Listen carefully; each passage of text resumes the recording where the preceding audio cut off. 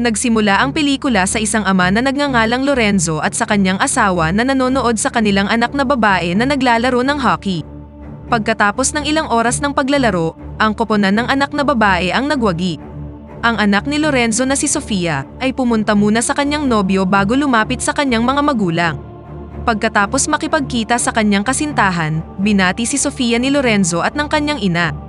Bago umalis, sinigurado ni Sofia ang isang pangako mula kay Lorenzo dahil nangako siya noon na dadalhin siya sa kagubatan kung mananalo siya sa laban. Tiniyak ni Lorenzo na tutuparin niya ang kanyang pangako ngunit pinaalam na kailangan muna nilang iuwi ang kanyang ina. Sa sumunod na eksena, pumunta sina Lorenzo at Sofia sa kagubatan. Pagkarating doon, tila nag-e-enjoy sina Sofia at Lorenzo dahil matagal nang gustong makabonding ni Sofia ang kanyang ama. Bago bumalik sa sasakyan, humiling si Sofia ng isang larawan kasama si Lorenzo. Pinuri niya ito bilang pinakamahusay na ama at sinabing maswerte ang kanyang ina na magkaroon ng asawang tulad niya. Gayunpaman, tumanggi si Lorenzo at sinabing ayaw niya sa mga litrato. Pagkatapos, inayos niya ang side mirror ng kanyang sasakyan na nasira ng isang punong kahoy. Lingid sa kaalaman niya, palihim na kumukuha ng litrato si Sofia at planong i-upload ito sa kanyang Instagram story. Dahil dito, na-detect ng biometric system ang mukha ni Lorenzo at nabunyag ang kanyang lokasyon sa isang mafia boss na matagal nang naghahanap sa kanya. Agad na nagpadala ang mafia boss na si Don Angelo ng 2 tauhan para dispatchahin si Lorenzo. Kinabukasan, nagtatrabaho si Lorenzo kasama ang kanyang bayaw na malaki ang pagkakahawig sa kanyang itsura, ngunit biglang nasira ang kanilang makinang pangputol ng kahoy.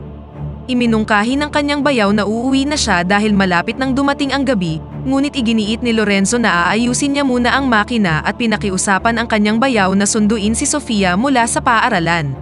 Pagkatapos makuha si Sofia mula sa paaralan, inihatid na niya ito pauwi. Doon, balak niyang maghapunan sa bahay ni Lorenzo habang hinihintay ang kanyang pagdating. Gayunpaman, dumating ang 2 tauhan na balak na patayin si Lorenzo at ang kanyang pamilya habang kinukunan ang aksyon. Pinatay nila ang asawa ni Lorenzo at kanyang bayaw sa pag-aakalang siya si Lorenzo. Nang makita si Sofia sa itaas, hinabol nila siya ngunit nagawa niyang makatakas sa kagubatan. Sa paniniwalang patay na ang kanilang pangunahing target, umalis na sila sa lugar. Nang umuwi si Lorenzo ng gabing yun, laking gulat niya nang makitang patay na ang kanyang asawa at bayaw. Sa panahong yun, dumating din si Sofia at agad siyang inilayo ni Lorenzo sa lugar sa takot na baka maranasan niya ang parehong kapalaran ng kanyang ina. Habang tinatanong ni Sofia kung bakit iniwan ni Lorenzo ang kanyang ina, ipinangako niyang ipapaliwanag niya ito mamaya at binigyang diin na ang kaligtasan ni Sofia ang kanyang prioridad. Dinala ni Lorenzo si Sofia sa isang abandonadong hotel kung saan niya itinago ang kanyang tunay na pagkatao at mga gamit. Pagkapasok doon, naghanda agad si Lorenzo ng mga armas, ginupit ang kanyang buhok, at nangakong ipaghihiganti ang kanyang bayaw at asawa. Pagkatapos, ibinunyag ni Lorenzo kay Sofia na minsan siyang nagtrabaho para sa isang kilala at walang pusong mafia boss. Gusto na ni Lorenzo na iwan ang kriminal na buhay at mamuhay ng normal kasama ang ina ni Sofia, ngunit pinagbantaan siya ni Don Angelo na papatayin niya ang kanyang asawa. Dahil dito, nagpasya si Lorenzo na patayin ang panganay na anak ni Don Angelo. Pagkarinig nito, nabigla si Sofia nang malaman ang malupit na nakaraan ng kanyang ama. Samantala, nakarating na kay Don Angelo ang tungkol sa pagpatay sa pamilya ni Lorenzo at na-realize na maling tao ang pinatay ng kanyang mga tauhan na nagpapahiwatig na buhay pa ang kanilang kalaban. Inutusan niya ang kanyang kanang kamay na hanapin si Lorenzo bago pa sila nito mahanap. Kinabukasan, nang iniabot ni Lorenzo kay Sofia ang kanyang cellphone, inutusan niya itong maghintay sa hotel hanggang sa siya'y makabalik at sinabing huwag gamitin ang telepono para sa ibang tao. Makalipas ang 2 oras, nagpakita ang isang illegal arms dealer na regular na nagsusupply sa mafia. Matapos saksakin ni Lorenzo ang tiyan ng lalaki, tinanong niya dito kung sino ang pumatay sa kanyang asawa. Sa kanyang mga huling sandali, ibinunyag ng lalaki na sina Rudy at Moreno ang salarin, ang 2 kanang kamay ni Don Angelo. Habang mag-isa at nalilito, tinawagan ni Sofia ang kanyang kasintahan para sunduin siya. Nang marinig ito, mabilis na dumating ang lalaki upang kunin siya, ngunit na-detect ng biometric system ng mafia ang tawag. Nang papaalis na si Sofia at kanyang nobyo, nakasalubong nila ang sasakyan ni Moreno. Nagpaputok si Moreno, dahilan para mawalan ng kontrol ang nobyo ni Sofia at bumangga sa isang puno. Kasabay nito, nakabalik na rin si Lorenzo sa kanilang hideout at nalamang umalis si Sofia, kaya agad siyang umalis upang hanapin ang kanyang anak. Pagkatapos ay pinatay ni Moreno ang nobyo ni Sofia nang walang pag-aalinlangan at binihag si Sofia. Bagamat sinubukang lumaban ni Sofia, nagawa siyang ikulong ni Moreno sa trunk ng sasakyan bago umalis sa lugar. Sa kabutihang palad, nahanap ni Lorenzo ang lokasyon ni Sofia at agad na binugbog si Moreno hanggang sa siya'y mamatay. Kasabay nito, kinausap ni Don Angelo ang kanyang bunsong anak na si Michael. Hiniling niya kay Michael na samahan siya sa paghahanap kay Lorenzo upang ipaghiganti ang pagkamatay ng kapatid ni Michael. Gayunpaman, iminungkahi ni Michael na kalimutan na nila ang nakaraan na labis na ikinagalit ni Don Angelo. Lumalabas na nagsimula si Michael ng isang pribadong bangko at iniiwasan niya ang kahit na anong iskandalo na maaaring makasira sa reputasyon ng kanyang negosyo. Nang gabing yun, matapos makita ang isang bakanteng bahay, inutusan ni Lorenzo si Sofia na ihinto ang sasakyan at nagpa siya ang mag-ama na manatili muna doon. Pagpasok sa loob, nakaranas si Lorenzo ng matinding pananakit dahil sa pananaksak na ginawa ni Moreno, at kalaunan ay bumagsak na rin siya dahil sa natamong sugat. Habang nag-aagaw buhay ang kanyang ama, humingi si Sofia ng tulong sa labas, at kalaunan ay nakahanap ng isang iligal na abortion clinic. Noong una, tumanggi ang doktor at staff na tulungan si Sofia dahil gabing-gabi na, ngunit pumayag din sila matapos mag-alok si Sofia ng malaking halaga ng pera. Agad na dinala si Lorenzo sa klinik para sa medikal na atensyon. Habang ginagamot, naalala niya ang kanyang yumaong asawa na nanganganak kay Sofia noong panahong sila'y magkasama pa. Kalaunan, natuklasan ni Sofia ang isang liham sa wallet ni Lorenzo na nagpapahayag ng pasasalamat sa kanyang buhay kasama ang kanyang asawa at kanilang anak na babae. Samantala, nakipagpulong si Don Angelo kay Rudy, ang kanyang natitirang kanang kamay, at kay Ferrario, ang developer ng biometric system. Nagawang mahanap ng mafia boss si Lorenzo salamat sa tulong ni Ferrario, at inutusan siyang tukuyin ang eksaktong lokasyon ni Lorenzo sa pamamagitan ng pagsubaybay sa mga CCTV camera ng lungsod. Nang sumunod na araw, makikita si Lorenzo na nagpapagaling sa klinik at humingi ng tawad kay Sofia para sa kanyang nakaraang mga aksyon at sa kanyang kasalukuyang pinagdadaanan. Inutusan niya itong ihanda ang sasakyan habang sinusundan niya ito. Kasabay nito, nabunyag na nahanap na sila ni Ferrario. Hindi nagtagal, dumating si Rudy at ang isa sa kanyang tauhan sa lugar. Sa gitna ng laban na humantong sa pagkakahulog ni Rudy sa hagdan, narinig ni Lorenzo ang isang putok ng baril. Lumalabas na na-corner si Sofia ng tauhan ni Rudy sa labas, ngunit namagitan si Lorenzo at inihatid si Sofia sa ligtas na lugar.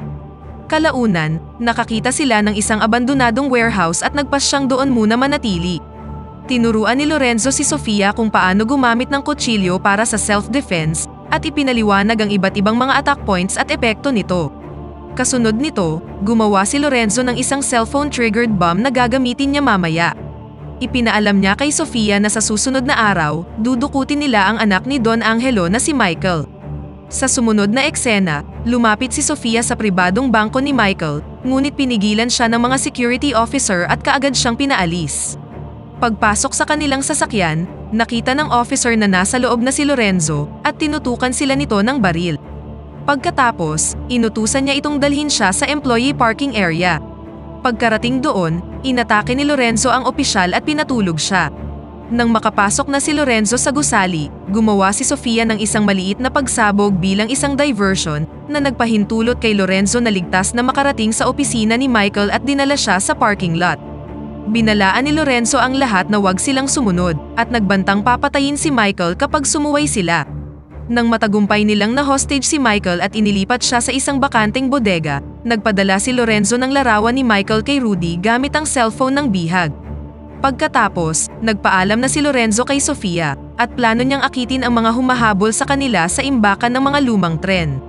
Samantala, ipinaalam ni Rudy kay Don Angelo na bihag na si Michael ngayon at hindi magdadalawang isip si Lorenzo na patayin siya. Nagpadala rin si Lorenzo ng mensahe sa mafia boss na inuutos na ipagtapat niya ang kanyang mga kasalanan sa nakalipas na 30 taon sa media. Inutusan ni Don Angelo si Rudy na bantayan ang cellphone ni Lorenzo, kung saan natuklasan ni Ferrario ang kinaroroonan ni Lorenzo na ngayon ay nasa imbakan ng mga lumang tren. Agad na inutusan ni Don Angelo si Rudy at ang kanyang mga tauhan na pumunta sa lokasyon at tiyaking tuluyan ng matutugis si Lorenzo. Hindi nagtagal, nang dumating na si Rudy at kanyang mga tauhan, nakita nila ang sasakyan ni Lorenzo ngunit nang papalapit na sila dito, isa-isang pinagpapatay ni Lorenzo ang mga tauhan ni Rudy. Sa isang punto, pinasabog ni Lorenzo ang isang bomba na dati niyang inilagay sa sasakyan. Sa huli, si Rudy na lang ang tanging nakaligtas sa pagsabog at pinagpatuloy ang paghahanap kay Lorenzo. Kalaunan, nagawang mapasuko ni Lorenzo si Rudy, na ipinahayag na walang pakialam si Don Angelo sa kanyang anak at ipagpapatuloy pa rin niya ang pagtugis kay Lorenzo. Nang marinig ito, agad na pinatay ni Lorenzo si Rudy. Samantala, nakiusap si Michael kay Sofia, kung saan ipinaliwanag niyang isang halimaw ang kanyang ama, na pumatay ng daan-daang tao at hinimok ang dalagang palayain na siya. Gayunpaman, hindi nagpatinag si Sofia sa mga pakiusap ni Michael.